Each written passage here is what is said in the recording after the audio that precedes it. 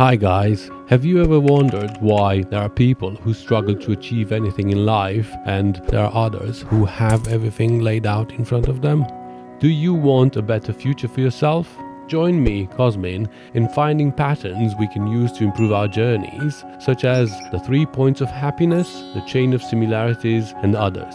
To start, we need to put things in perspective. Here is you compared to the Earth, and here is the Earth compared to the Sun.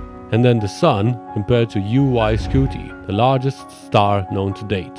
Here is UY Scuti compared to Milky Way, and then here is the Milky Way, the tiny blue dot, compared to our home supercluster Laniakea. The lines in this picture represent the actual movement of galaxies through space. We also need to know that this is where we are in the universe. The nucleus represents our microcosmos and the galaxies represent our macrocosmos. And now that we know where we are, wouldn't it be nice to have a pattern we can follow?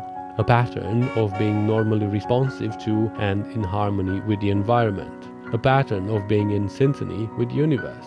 We know our journeys or our lives go from A to B, from where and when we are born to when we cease to exist. If you ask a mathematician where Earth will be in 10 years from now, he will be able to calculate the exact place. Ask a physicist and he will be able to give you the same answer. If you ask me where you'll be in 10 years from now, I can tell you, you'll be here on Earth, either active or inactive. Now, this is where it gets interesting. Within yourself, you are energy. You are a force that has a certain direction that travels through universe from A to B. You are part of this cosmos you travel with, and so the other things you interact and merge. Of course, there are forces who travel in the same direction as you and help you move forward, like friends and family, or by contrary, there are others that push you backward, like enemies and competitors. Imagine all these forces in an analogy. Imagine this is your river of life that flows in a certain direction. This is where it's important to be aware of your environment and look forward.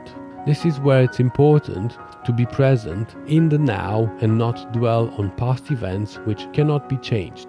Also, do not worry about the future and worry about things that haven't happened yet, as this will diminish our power to enjoy life. I'm not saying we shouldn't learn from past experiences and take our baggage of knowledge with us, our education. I'm not saying we shouldn't make plans, but regret and guilt are emotions which weigh us down and cause discomfort.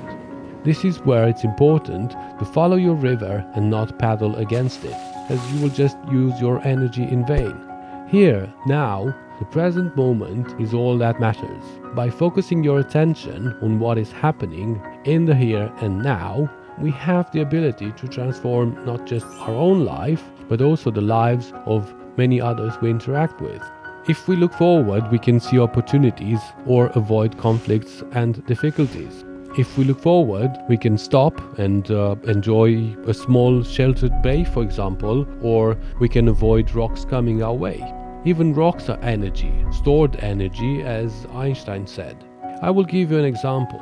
One of my friends and someone I admire a lot had to go through a difficult time, death of a loved one. Now, this is a mountain of a problem. How can you handle something like this? You can go around the mountain, away from your path, but coming back eventually.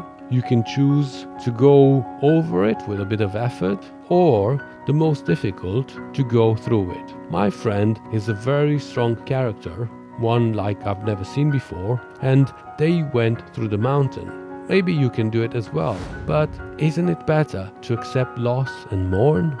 The path to choose is your decision. Either left or right, forwards and backwards, zigzagging or meandering, right or wrong. Any of the path you choose, I guarantee you will get to point B, just more or less damaged and tired, either happier or more satisfied with your path or disappointed of not reaching your full potential. Nature doesn't need instructions to grow or to avoid mountains. Rivers don't need instructions on where to go. They just follow a carefree path to find their way. You can be strong, but are you stronger than nature? For example, does it matter to you that an atom decides to fight you? I guess not. So why do you think it matters if you choose to fight the universe? Why do you think it matters to fight and paddle against your river of life? And another thing, you can't walk out of your own story, of your own journey. If you choose not to do anything significant with your life, you'll still get to point B, as the universe is still moving. Time still flies, your river still flows. Life is just like dancing, like Alan Watts said. You don't aim a particular spot you need to arrive to, you just dance. The same principle applies to your journey. Don't aim for point B. Enjoy your journey. Don't wait until it's too late. In nature, everything is in harmony, so follow the energies around you. Follow the natural, harmonious movement of the universe. Don't fight it if it doesn't hurt you. Don't destroy it, and be the consciousness human being nature designed you for.